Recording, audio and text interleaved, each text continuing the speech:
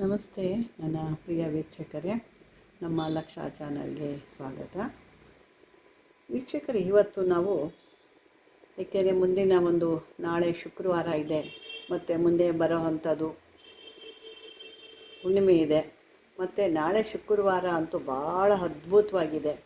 ಎಲ್ಲ ರೀತಿಯಲ್ಲಿ ಒಳ್ಳೆಯ ಪುಷ್ಯ ನಕ್ಷತ್ರ ಇದೆ, ಪುಷ್ಯಮಿ ನಕ್ಷತ್ರ ಇದೆ, ಮತ್ತು ಶುಕ್ರವಾರ ಇದೆ, ಮತ್ತು ರಾಮನವಮಿ ಕೂಡ ಇರುತ್ತೆ. ಎಲ್ಲ ರೀತಿಲಿ ಭಾಳ ಶುಭ ದಿನ. ನಾಳೆ ಅಂತೂ ನೀವೇನೇ ಮಾಡಿಕೊಂಡ್ರು, ನಾಳೆ ಗೋಲ್ಡ್ ತೊಗೊಳ್ಳೋರು ಕೂಡ ನೀವು ಅಕ್ಷಯ ತೃತೀಯ ದಿವಸ ಹೆಂಗೆ ತೊಗೊಳ್ತೀರೋ ಅದೇ ರೀತಿ ಒಂದು ಒಳ್ಳೆಯ ದಿವಸ ಅದು ಕೂಡ ಇರುತ್ತೆ. ನಾಳೆ ದಿವಸ ಅದ್ಭುತವಾದಂಥ ಒಂದು ದಿನ ನಾಳೆ. ಅಥವಾ ನಿಮಗೆ ಯಾವಾಗ ಅನುಕೂಲ, ಯಾಕೆ ನಾನು ಹೇಳಬೇಕಾಗಿರೋ ವಿಷಯ ಹೇಳ್ತಾ ಇದ್ದೀನಿ. ನಿಮಗೆ ಭಾಳ ಕಷ್ಟದಲ್ಲಿರೋರು ಸಾಕಷ್ಟು ಜನ ಹೇಳ್ತಿರ್ತೀರ, ಕಷ್ಟದಲ್ಲಿದ್ದೀವಿ ನಾವು, ಭಾಳನೇ ತೀರಾ ತೊಂದರೆಲಿದ್ದೀವಿ, ಜೀವನನೇ ಬೇಡಪ್ಪ ಅನ್ಸಂಗಾಗಿದೆ, ಏನು ಮಾಡೋರು, ಹೆಂಗೆ ಇದು ಮಾಡೋರು, ನಾವು ಏನೇ ಒಂದು ಮುಂದುವರಿಯೋಕ್ಕೆ ಆಗ್ತಾಯಿಲ್ಲ, ಏನು ತಂದರೂ ಸಾಕಾಗ್ತಾಯಿಲ್ಲ, ಬರೀ ಸಾಲ ಬರೋ ಹಣ ಬರೀ ಬಡ್ಡಿಗೆ ಆಗೋಗ್ತಾ ಇದೆ, ಏನಾದರೂ ನಮ್ಮ ಜೀವನದಲ್ಲಿ ಮುಂದುವರಿಯೋಕ್ಕೆ ಯಾವ್ದಾದ್ರು ಒಂದು ಹೇಳಿ, ಕಷ್ಟದಲ್ಲಿ ಭಾಳ ತೊಂದರೆಲಿದ್ದೀವಿ ಅಂತ ಸಾಕಷ್ಟು ಜನ ನನ್ನ ಮೆಸೇಜ್ ಮಾಡಿದ್ದೀರಾ. ಯಾಕೆಂದರೆ ನಾನು ಒಂದು ದಿವಸ ಊಟ ಕೊಡ್ಬೋದಷ್ಟೇ, ಜೀವನ ಪೂರ್ತಿ ಊಟ ಕೊಡಲಿಕ್ಕಾಗಲ್ಲ. ಅದೇ ರೀತಿ ಈ ರೀತಿ ನೀವು ಯಾವ್ದಾದ್ರು ಒಂದು ಸಿದ್ಧಿ ಮಾಡಿಕೊಂಡ್ರೆ ನಿಮ್ಮ ಜೀವನ ಪೂರ್ತಿ ನೀವು ಆಮೇಲೆ ಒಂದು 10 ಜನಕ್ಕೆ ನೀವು ಇಂಥದನ್ನ ಕೊಡ್ಬೋದು. ಆ ಒಂದು ಫಲ ನಿಮಗೂ ಕೂಡ ಇರುತ್ತೆ. ಅದಕ್ಕಾಗಿ ಯಾಕೆಂದ್ರೆ ನಾನು ಒಂದು ದಿವಸ ಕೊಡೋದು ನಿಮ್ಗೆ ಎಷ್ಟು ದಿನಕ್ಕಾಗುತ್ತೆ, ಒಂದು ದಿವಸಕ್ಕೆ ಊಟ ಕೊಡ್ತೀನಿ ಅಲ್ವಾ, ಆ ದಿನ ನಾನು ಕೊಡ್ಲಿಕ್ಕೆ ಸಾಧ್ಯ ಆಗಲ್ಲ. ಹಾಗಾಗಿ ಇಂಥದನ್ನ ಒಂದು ಶಕ್ತಿ ನಿಮಗೆ ಕೊಟ್ಟರೆ ನೀವು ಇದರಲ್ಲಿ ಜೀವನ ಮಾಡಿಕೊಂಡು ನಿಮಗೆ ಈ ರೀತಿ ನಿಮ್ಮ ಥರ ಯಾರು ಕಷ್ಟದಲ್ಲಿ ಇರ್ತಾರೋ ಅಂಥವ್ರಿಗೆ ನೀವು ಕೂಡ ಸಹಾಯ ಮಾಡ್ಬೋದು.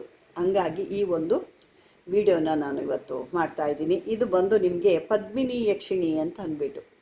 ಈ ಪದ್ಮಿನಿ ಯಕ್ಷಿಣಿ ಅನ್ನೋಳು ಭಾಳ ಅದ್ಭುತವಾಗಿ ಕೆಲಸ ಮಾಡ್ತಾಳೆ. ಈ ದನದ ಯಕ್ಷಿಣಿ, ಪದ್ಮಿನಿ ಯಕ್ಷಿಣಿ, ಇವರೆಲ್ಲ ಯಾರು ದನದ ಯಕ್ಷಿಣಿ ಮತ್ತು ಕೆಲವೊಂದು ಯಕ್ಷಿಣಿಗಳಿರ್ತಾರೆ, ಸುಮಾರು ಯಕ್ಷಿಣಿಗಳಿದ್ದಾರೆ. ಅಂಥ ಯಕ್ಷಿಣಿಗಳಲ್ಲಿ ಕೆಲವೊಂದು ಯಕ್ಷಿಣಿಗಳನ್ನ ನೀವು ಮಾಡಿಕೊಂಡಾಗ ನಿಮಗೆ ಭಾಳ ನಿಮ್ಮ ಕಷ್ಟಗಳು ಪರಿಹಾರ ಆಗ್ತವೆ. ಅಂದರೆ ನಿಮಗೇನಪ್ಪ ಅಂತಂದರೆ ಕೆಲವರು ಆತರ ಪಡ್ತೀರ, ಮಾಡದೆ ಒಂದು ವಾರ ಆಯಿತು, ಏನೂ ನಮಗೆ ಗೊತ್ತಾಗಲಿಲ್ಲ, ಏನೂ ನಮಗೆ ಬಂದಾಗ ಕಾಣಲಿಲ್ಲ, ಏನೂ ನಮಗೆ ಅನುಕೂಲ ಆಗಲಿಲ್ಲ, ಆ ರೀತಿ ಆಸೆ ಪಟ್ಕೊಂಡು ನಾಳೆನೇ ಅವಳು ಕೊಡಲಿ ಅಂತ ಅನ್ನೋ ಉದ್ದೇಶಕ್ಕೆ ಇಲ್ಲಿ ಮಾಡಬಾರ್ದು. ಅವಳನ್ನ ಪ್ರೀತಿಯಿಂದ ಗೌರವದಿಂದ, ಅವಳು ಒಂದು ದೇವಿ, ನಮ್ಮ ಕಷ್ಟ ಯಾವತ್ತಾರು ಮಾಡೇ ನಿನ್ನ ಒಂದು ಬಿಟ್ಟಿದ್ದೀನಮ್ಮ, ನಮ್ಮ ಕಷ್ಟ ನಿನಗೆ ಗೊತ್ತಾಗಿದೆ, ನೀನೇನು ಕೊಡಬೇಕು ಅದನ್ನು ಕೊಡು ಅಂತ ಕೇಳ್ಕೋಬೇಕೇ ಹೊರತು ನಾನು ಇಷ್ಟೆಲ್ಲ ಮಾಡ್ತಾಯಿದ್ದೀನಿ, ನಮ್ಮ ಕಷ್ಟ ಪರಿಹಾರ ಮಾಡು, ನನ್ನ ದುಡ್ಡು ಕೊಡು, ಚಿನ್ನ ಕೊಡು, ಇನ್ನೊಂದು ಮತ್ತೊಂದು ಕೊಡು ಅಂದಾಗ ಸ್ವಾರ್ಥಿಗಳಾಗ್ತೀವಿ. ಆವಾಗ ಅವಳು ಕೂಡ ಕೊಡೋದಿಲ್ಲ. ನಾವೇನು ಅಂದರೆ ನಮ್ಮ ಒಂದು ಕಷ್ಟಕ್ಕೆ ನಿನ್ನ ಪೂಜೆ ಮಾಡ್ತಾಯಿದ್ದೀವಿ, ನಮ್ಮ ಕಷ್ಟಕ್ಕೆ ನೀವು ಪೂಜೆ ನನ್ನ ಒಂದು ಪೂಜೆ ನಿನಗೆ ಒಂದು ಇಷ್ಟ ಆಗಿದೆ ಅಂದರೆ ಒಂದು ಕರುಣೆ ತೋರಿಸೋ ತಾಯಿ, ನಮ್ಮ ಕಷ್ಟಗಳನ್ನ ಪರಿಹಾರ ಮಾಡು ಅಂತ ನಾವು ಕೇಳ್ಕೋಬೇಕೇ ಹೊರತು ನಾವಲ್ಲಿ ಮಾಡಿದ್ದೀವಿ ಕೊಡು ಅನ್ನೋದ್ರಲ್ಲಿ ಇರಬಾರ್ದು. ಯಾವತ್ತು ಗುರುಗಾಗಲಿ ದೇವತೆಗಳಿಗಾಗಲಿ ನಾವು ಯಾವತ್ತು ಅಲ್ಲೊಂದು ಅನಾಥ ಭಾವ ತೋರಿಸ್ಕೊಂಡು ನಾವು ಮಾಡಿದಾಗಲೇ ಅಲ್ಲಿ ಎಲ್ಲ ಕಡೆನೂ ಅಯ್ಯೋ ಪಾಪ ಒಂದು ಮಾಡೋಣ ಅನ್ನೋದು. ನಾವು ಅಹಂಕಾರದಿಂದ ಒಂದು ಕೊಡಿ ಮಾಡಿ ಅನ್ನೋ ಅಹಂಕಾರದಿಂದ ನಾವು ಕೊಟ್ಟಿಟ್ಟೋ ಥರ ಯಾವಾಗ ಮಾತಾಡ್ತೀವೋ ಅಲ್ಲಿ ಯಾವುದೇ ರೀತಿ ಕರುಣೆನೂ ಇರಲ್ಲ, ಯಾವ ರೀತಿ ಒಂದು ಇದೂ ಸಿಕ್ಕಲ್ಲ, ನಿಮ್ಗೆ ಒಳ್ಳೆಯದೂ ಸಿಕ್ಕೋದಿಲ್ಲ. ಹಾಗಾಗಿ ಯಾವತ್ತೂ ನಾವು ನಮ್ಮ ಒಂದು ವಿದ್ಯೆಗಳನ್ನ ಕಲಿಬೇಕು ಅಂತಾಗಲಿ ಅಥವಾ ಇಂಥದ್ದು ಒಂದು ದೇವತೆಗಳನ್ನ ನೀವು ಪ್ರಸನ್ನ ಮಾಡ್ಕೋಬೇಕು ಅಂದಾಗ ನೀವು ಭಿಕ್ಷುಕರ ರೀತಿಯಲ್ಲಿ ಅವ್ರ ಹತ್ರ ಬೇಡ್ಕೋಬೇಕು. ಅವ್ರ ಹತ್ರ ನಾವು ಬೇಡ್ಕೊಂಡ್ರೆ ನಮಗೆ ಜೀವನದಲ್ಲಿ ಒಂದು ಒಳ್ಳೆ ಅನ್ನೋದು ಸಿಕ್ಕೋದು. ನಾನು ಪೂಜೆ ಮಾಡ್ತಾಯಿದ್ದೀನಿ ನೀನು ಕೊಡು ಅಂತ ಅಧಿಕಾರದಲ್ಲಿ ಯಾವತ್ತೂ ಕೇಳಬಾರ್ದು. ಹಾಗಾಗಿ ವೀಕ್ಷಕರೇ, ಇದು ಒಂದು ನಮ್ಮ ಹೆಣ್ಮಕ್ಳು ಕೂಡ ಮಾಡ್ಕೋಬೋದು. ಯಾಕೆಂದರೆ ಸಾಕಷ್ಟು ಪಾಪ ಹೆಣ್ಮಕ್ಳಿಗೆ ನಾನು ಕೊಡೋ ಅಂಥದ್ದು ಹೆಣ್ಮಕ್ಳು ರೀಚ್ ಆಗ್ತಾಯಿಲ್ಲ, ಯಾಕೆಂದರೆ ಅವರು ಮಾಡ್ಕೊಳ್ಳೋ ಅಂಥದ್ದಲ್ಲ ಅದು. ಇದು ಹೆಣ್ಮಕ್ಳು ಮಾಡ್ಕೋಬೋದು, ಗಂಡು ಮಕ್ಕಳು ಕೂಡ ಮಾಡ್ಕೋಬೋದು. ಹಾಗಾಗಿ ಸ್ತ್ರೀ ಪುರುಷರು ಯಾರಾದರೂ ಮಾಡ್ಬೋದು ಅನ್ನೋ ಉದ್ದೇಶಕ್ಕೆ ಆ ಕಷ್ಟದಲ್ಲಿ ಇರೋ ಅಂಥವ್ರಿಗೆ ಈ ಒಂದು ನಾನು ಈ ವಿಡಿಯೋ ಒಂದು ಕೊಡ್ತಾಯಿದ್ದೀನಿ. ಇದು ಒಂದು ನಿಮಗೆ ಅಂದರೆ ಇದು ಒಂದೆಲ್ಲ ಏನು ಹಾಕಬೇಕು ಅಂದರೆ ನೀವು ಒಂದಷ್ಟು ಒಂದೊಂದು ಇದಕ್ಕೆ ಒಂದೊಂದು ದೇವತೆ ಕೆಲವೊಂದು ಮರಗಳು ಅಂತ ಬರ್ತವೆ. ನಾವು ಮರಗಳ ಹತ್ರ ಹೋಗಿ ಎಲ್ಲೆಲ್ಲೋ ಹೋಗಿ ಕೂತ್ಕೊಂಡು ಸಾಧನೆ ಮಾಡಲಿಕ್ಕಾಗಲ್ಲ. ಅದರಲ್ಲಿ ಪುರುಷರಾದರೆ ಬೇಕಾದ್ರೆ ಹೋಗಿ ಮಾಡಿದ್ರೂ ಮಾಡ್ತಾರೆ, ಆದರೆ ಸ್ತ್ರೀಯರು ಎಲ್ಲೋಗಿ ಮಾಡಲಿಕ್ಕಾಗುತ್ತೆ. ಹಾಗಾಗಿ ಏನು ಮಾಡಬೇಕು, ನೀವು ಒಂದು ಪಾಟಲ್ಲಿ ಗಿಡಗಳನ್ನ ತಂದಿಕ್ಕೋಬೇಕು. ನೋಡಿ, ಕೆಲವೊಂದು ಗಿಡಗಳು ಹೇಳ್ತೀನಿ, ಅದಕ್ಕೆ ನಿಮಗೆ ಮುಂದಕ್ಕೆ ಭಾಳ ಕೆಲಸಕ್ಕೆ ಬರುತ್ತೆ. ಆಲದ ಮರ, ಹರಳಿ ಮರ, ಬಿಲ್ವ ಮರ, ಹತ್ತಿ ಮರ, ಇದು ಬನ್ನಿ ಮರ, ಇವೊಂದು ಅಷ್ಟು ಮರಗಳಿದ್ದಾವೆ. ಅಂಥ ಮರಗಳನ್ನ ನೀವು ಬೆಳೆಸಿದಾಗ ಮುಂದಕ್ಕೆ ನಿಮಗೆ ಅನುಕೂಲ ಆಗುತ್ತೆ. ನೋಡಿ, ಈ ದೇವತೆಗಳೆಲ್ಲ ಮರಗಳಲ್ಲೇ. ನೋಡಿ, ಕಾಳಿನೂ ಅಷ್ಟೇ, ಬಿಲ್ವ ಮರದಲ್ಲಿ, ಶಮಿ ವೃಕ್ಷದಲ್ಲಿ, ಆಲದ ಮರದಲ್ಲಿ ಆ ತಾಯಿನ ಅಲ್ಲಿ ಕುತ್ಕೊಂಡು ಕೇಳ್ಕೊಂಡ್ರು ಕೂಡ ಅವಳನ್ನೆಲ್ಲ ಸಾಧನೆ ಮಾಡ್ಕೋಬೋದು. ಕೆಲವ್ರು ಏನು ಅಂದರೆ ಕಾಡುಗಳು, ಮೇಡುಗಳು ಆ ರೀತಿ ಎಲ್ಲ ಹೇಳ್ತೀವಿ. ಕೆಲವೊಂದು ದೇವತೆಗಳು ಇಂಥ ಮರಗಳಲ್ಲಿ ವಾಸ ಮಾಡ್ತಾರೆ.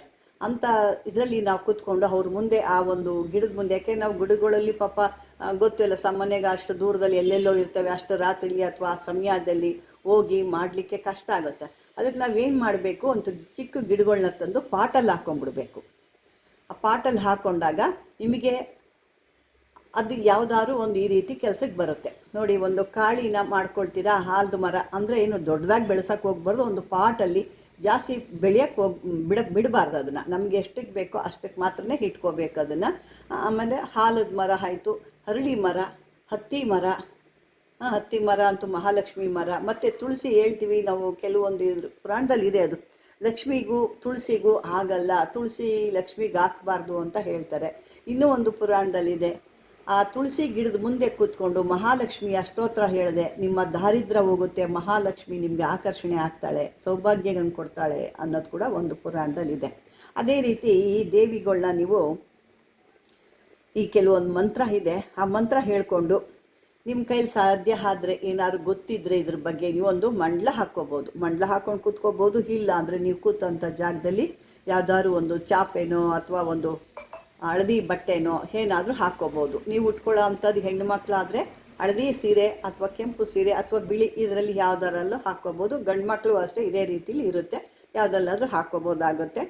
ಹಾಕ್ಕೊಂಡು ಅಲ್ಲಿ ನಿಮಗೆ ಏನಾದರೂ ಫೋಟೋ ಇತ್ತು ಅಂದರೆ ಫೋಟೋ ಇಟ್ಕೋಬೋದು. ಫೋಟೋ ಇಲ್ಲ ಅಂದರೆ ಶುಕ್ರವಾರ ದಿವಸ ಮಹಾಲಕ್ಷ್ಮಿನ ನೀವು ಕಳಸದಲ್ಲಿ ಏನು ಆಹ್ವಾನ ಮಾಡ್ತೀರಲ್ವ, ಆ ರೀತಿ ಆಹ್ವಾನ ಮಾಡಿ ಕೂಡ ಇಟ್ಕೋಬೋದು. ಆಹ್ವಾನ ಮಾಡಿ ಅದರಕ್ಕೆ ಏನು, ಈಗ ನೀವು ಪದ್ಮಾವತಿನ ಮಾಡ್ತಿದ್ದೀರಾ, ದನದ ಯಕ್ಷಿಣಿನ ಮಾಡ್ತಿದ್ದೀರಾ, ಅಥವಾ ಪದ್ಮಿನಿ ಯಕ್ಷಿಣಿನ ಮಾಡ್ತಿದ್ದೀರಾ, ಆ ಒಂದು ಹೆಸರನ್ನ ಅಲ್ಲ ಹೇಳ್ಬೇಕು ನೀವು. ಯಾಕೆಂದರೆ ಯಾವ ದೇವ್ರಿಗೆ ಅಂತ ಇಡ್ತೀರಾ ಹೆಂಗೆ ಗೊತ್ತಾಗುತ್ತೆ. ಹಾಗಾಗಿ ಆ ರೀತಿ ಇಟ್ಕೋಬೇಕು. ಆ ರೀತಿ ಇಟ್ಕೊಂಡು ನೀವು ಆವ ದೇವತೆಗೆ ಆವ ಒಂದು ಇರುತ್ತೆ. ಇಲ್ಲಿ ನಾನು ಕೊಡ್ತಿರೋದು ಇವತ್ತು ಪದ್ಮಿನಿ ಯಕ್ಷಿಣಿ ಅಂತ ಅಂದ್ಬಿಟ್ಟು, ದನದ ಯಕ್ಷಿಣಿದಲ್ಲ, ಪದ್ಮಿನಿ ಯಕ್ಷಿಣಿ ಅಂತ. ಅದಕ್ಕೆ ಒಂದು ಪಾಟಲ್ಲಿ ನೀವು ಯಾವುದಾದ್ರು ಒಂದು ಗಿಡ ಇಟ್ಕೊಳ್ಳಿ. ಬನ್ನಿ ಮರ ಆದರೂ ಆಯಿತು, ಅಥವಾ ಇಲ್ಲ ಆಲದ ಮರ ಇಟ್ಕೊಳ್ಳಿ, ಅಥವಾ ಹರಳಿ ಮರ ಇಟ್ಕೊಳ್ಳಿ. ಯಾವುದಾದ್ರು ಒಂದು ಚಿಕ್ಕ ಗಿಡದಲ್ಲಿ ಒಂದು ಪಾಟಲ್ಲಿ ಹಾಕ್ಕೊಳ್ಳಿ. ಹಾಕಿರಿ, ನೀವು ಮೇಲ್ಗಡೆ ಇಟ್ಕೊಂಡು ಇಟ್ಟಿರಿ. ನಿಮ್ಮ ಜಾಗ ಎಲ್ಲಿರುತ್ತೋ ಅದು ಬಿಸಿಲಿದ್ದರೆ ಬರುತ್ತೆ, ಬಿಸಿಲಿಲ್ಲ ಅಂದರೆ ಒಣಗೋಗುತ್ತೆ ಗಿಡ. ನಿಮ್ಮ ಒಂದು ಪೂಜೆ ಆದಮೇಲೆ ಯಥಾ ಪ್ರಕಾರ ಅದನ್ನು ಎಲ್ಲಿ ಸೇರಿಸ್ತಾರೋ ಸೇರಿಸ್ಕೊಳ್ಳಿ. ಅಥವಾ ನಿಮಗೆ ಮತ್ತೆ ಅಲ್ಲೇ ಇರಬಹುದು ಅಂದರೆ ನಿಮ್ಮ ಅನುಕೂಲ ತಕ್ಕನಾಗಿ ಆ ಗಿಡನ ನೀವು ನೋಡ್ಕೊಳ್ಳಿ. ಆ ರೀತಿ ಇದನ್ನು ನೀವು, ಈ ಒಂದು ಮಂತ್ರ ಕೂಡ ಕೊಡ್ತೀನಿ, ಕೊನೆಯದಾಗಿ ಅದನ್ನು ಕೇಳಿಸ್ಕೊಳ್ಳಿ.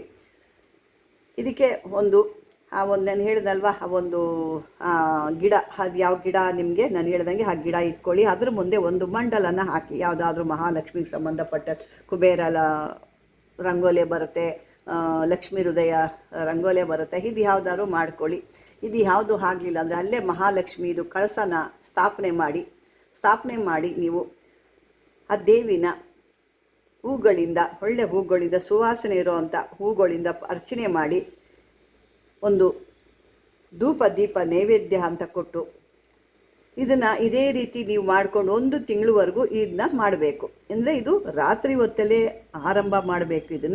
ಇದನ್ನು ನಿಮಗೆ ರಾತ್ರಿ ಹೊತ್ತಲ್ಲಿ 10 ಗಂಟೆ ಮೇಲೆ ಯಾವಾಗಾದರೂ ಮಾಡ್ಬೋದು. ಇದನ್ನು ಮಾಡ್ತಾ ನಿಮ್ಮ ಆ ಒಂದು ಪೂಜೆ ಅವಳಿಗೆ ಇಷ್ಟ ಆಯಿತು ಅಂದರೆ ಆ ದೇವಿ ನಿಮಗೆ ಯಾವುದೋ ಒಂದು ರೂಪದಲ್ಲಿ ಕಾಣಿಸಿ ನಿಮಗೆ ಒಂದು ದಿವ್ಯವಾದ ಒಂದು ಯಾವುದಾದ್ರು ಒಂದು ಯೋಗವಾಗಿರುವಂಥ ನಿಮಗೆ ಒಂದು ಮಂತ್ರನೋ ಅಥವಾ ಯಾವುದೋ ಒಂದು ವಸ್ತುನ ನಿಮಗೆ ಕೊಡ್ತಾಳೆ.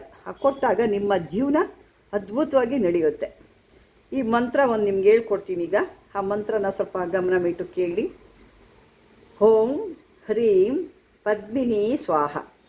ಇದೊಂದಿರುತ್ತೆ. ಇನ್ನೊಂದು ಎರಡನೇದಿದೆ, ಇದು ಓಂ ಹ್ರೀಂ ಪದ್ಮಿನಿ ಸ್ವಾಹ, ಇನ್ನೊಂದು ಓಂ ಕ್ರೀಂ ಪದ್ಮಿನಿ ಸ್ವಾಹ.